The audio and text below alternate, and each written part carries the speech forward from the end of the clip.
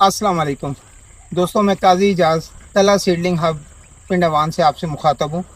आज हमारा मिशन है कि गुलदौदी की कटिंग कैसे करनी है, क्योंकि अभी सर्दियाँ शुरू होने से पहले, सावन शुरू होने से पहले जिन दोस्तों ने गुलदौदी की आगे पौधे बनाने हैं, तो अब ये बेहतरीन टाइम है कि आप इसकी कटिंग काटें।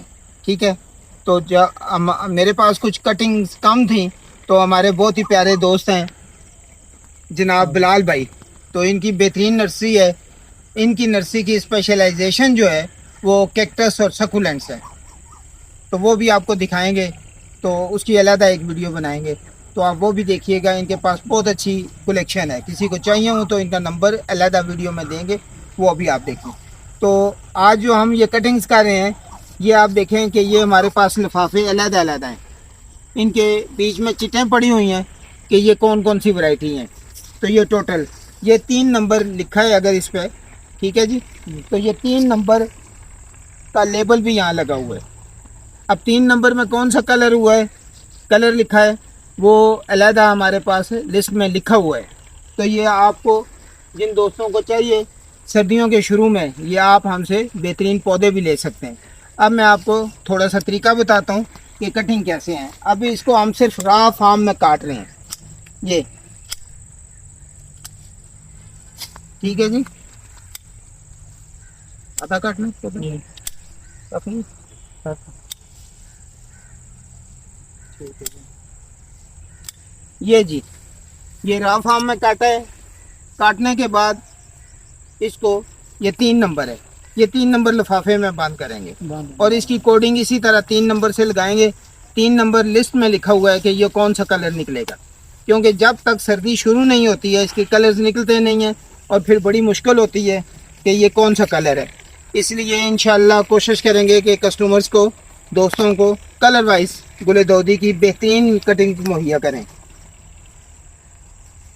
तो ये तकरीबन हमें उम्मीद है कि 25-30 कलर्स हमारे पास अवेलेबल होंगे। बाकी इसकी कटिंग्स कैसे बनाएंगे, कैसे करेंगे, वो फॉर्म पे जाके आपको दोबारा ये वीडियो आगे चलेगी तो आपको बताएंगे इसका पूरा प्रोसेस क्या है। दोस्तों, ये जो हमने कटिंग की थी गुलदौदी की क्राइसेंथेमम की, ये हम अभी अपने फार्म पर लेकर आ गए हैं। आपको बताते हैं कि इसकी कटाई आपने किस तरह करनी है। ये मसला, आपने ये टहनी पकड़ी है, अब आप देखें कि इसमें काफ़ी ज़्यादा शाखें हैं, तो ये मैं छोटे कटर से काट रहा हूँ। आप कैंची भी ले सकते हैं, ये यूँ ठीक हो गया जी। अब इसमें जो पत्ते हैं आपके, आप इनको किसी कैंची, चाकू, किसी भी मदद से आप इसके पत्ते काट दें और इनको बिल्कुल आपने सीधा रखना है, ये यूं करके। पत्ते इसलिए हम इनके काटते हैं ताकि पत्तों के ज़रिए पानी जो फालतू है इनका ज़ाया होता रहता है, तो ट्रांसपायरेशन ताकि कम से कम हो, और ये जब तक जड़ ना पकड़ें तब तक इनकी के अंदर जो पानी मौजूद है वो ज़ाया ना हो। तो ये यूं करके इनके जो बड़े पत्ते हैं वो आप उतार देंगे और आखिर में भी ये देखें, तो ये आप इसकी कटिंग इस तरीके से तैयार हो जाएगी। इस कटिंग को तैयार करने के बाद आपने इसको रूटिंग पाउडर लगा लें तो बेस्ट रिजल्ट आते हैं। रूटिंग पाउडर का मैं आपको बताता हूँ कि रूटिंग पाउडर इसको कैसे लगाएं। ये हमारे पास रूटिंग पाउडर है जी, ये तला सीडलिंग का अपना तैयार करते हैं, इसको आपको अलग वीडियो में बताएंगे इसकी सारी तरकीब। ये वाइट कलर का है, आपने इसको कोई पानी वगैरह नहीं लगाना है, जस्ट यहाँ से पकड़ना है और इसके जो नीचे वाला हिस्सा है उसको ऐसे थोड़ा सा डिप कर दें। डिप करने के बाद आप फालतू पाउडर को यूं करके झाड़ दें और ये आप देखें थोड़ा सा इसको पाउडर लग गया है। पाउडर इस तरह तमाम को लगाएं और ये तरतीब से रखें, निचले हिस्से को आपने पाउडर लगाना है। ये आपने डिप किया है, ये थोड़ा सा पाउडर इसमें खुद ब खुद लग जाता है, तो ये पाउडर इसको लग गया है। अब आपको बताएंगे कि इसको किस मीडियम में लगाएं। ये हमारे पास जी पीट मॉस है, आप कोकोपीट में भी भर सकते हैं, लेकिन हमने पीट मॉस ली है और इसमें 10% परलाइट शामिल है। ये जो वाइट वाइट आपको नज़र आता है परलाइट है, ये फालतू पानी को जज़ब कर लेता है, तो आप इसको बारीक कर लें यूं करके। ये बारीक हो गया। इसके बाद ये मैंने 72 खानों वाली ट्रे ली है, आप बड़े खानों वाली भी ले सकते हैं, कम वाली भी ले सकते हैं, कोई इशू नहीं है, लेकिन ये ज़रा मुनासिब है ट्रे।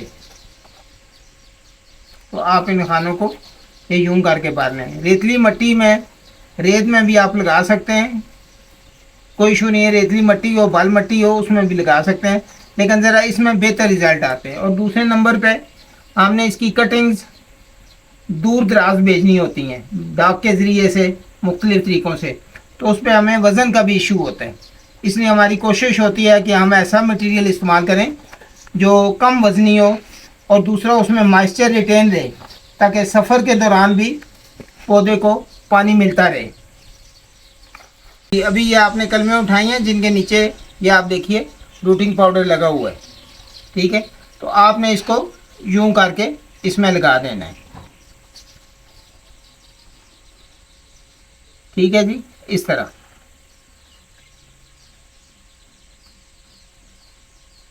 تو جی دوستو یہ تقریباً ہماری ٹرے مکمل ہونے لگی ہے، یہ جی ساری مکمل ہو گئی ہے۔ اب ہم نے اس کو اٹھانا ہے اور اٹھا کے کسی سائے والی جگہ پہ رکھنا ہے جی۔ اس کو گرین ہاؤس کے نیچے چھاؤں میں رکھ رہے ہیں اور اس کو بھی پانی دے دیں گے، یہ ٹھیک ہو گیا جی۔ تو پانی دینے کے بعد ایک اور بھی پروسیس ہے، لیکن وہ چونکہ ابھی تیار نہیں ہے، وہ کل کریں گے۔ اس کے اوپر اگر آپ چھاؤں میں رکھ کے پلاسٹک کا چھوٹا سا ٹنل بنا کے اوپر پلاسٹک ڈال دیں تو اس میں نمی زیادہ برقرار رہے گی اور انشاءاللہ یہ بہت اچھی تعداد میں کٹنگ چل جائیں گی۔ تو تقریباً مہینے ڈیڑھ میں یہ کٹنگ تیار ہو جائیں گی، جڑیں نکل آئیں گی، اس کے بعد آپ ان کو گملوں میں آسانی سے شفٹ کر سکتے ہیں۔ گملوں میں شفٹ کرنے کے بعد ان کو اچھا کھاد پانی دیں اور دسمبر آنے تک انشاءاللہ یہ آپ کے گملوں میں بہترین پھولوں والی گل دودی تیار ہو جائے گی۔ ہم سے منگوانی ہو تو ہمارے پاس تقریباً 14-15 ورائٹیاں انشاءاللہ آپ کو چھوٹے کپس میں اور اسی شکل میں تیار ملیں گی۔ بہت شکریہ جی، السلام علیکم۔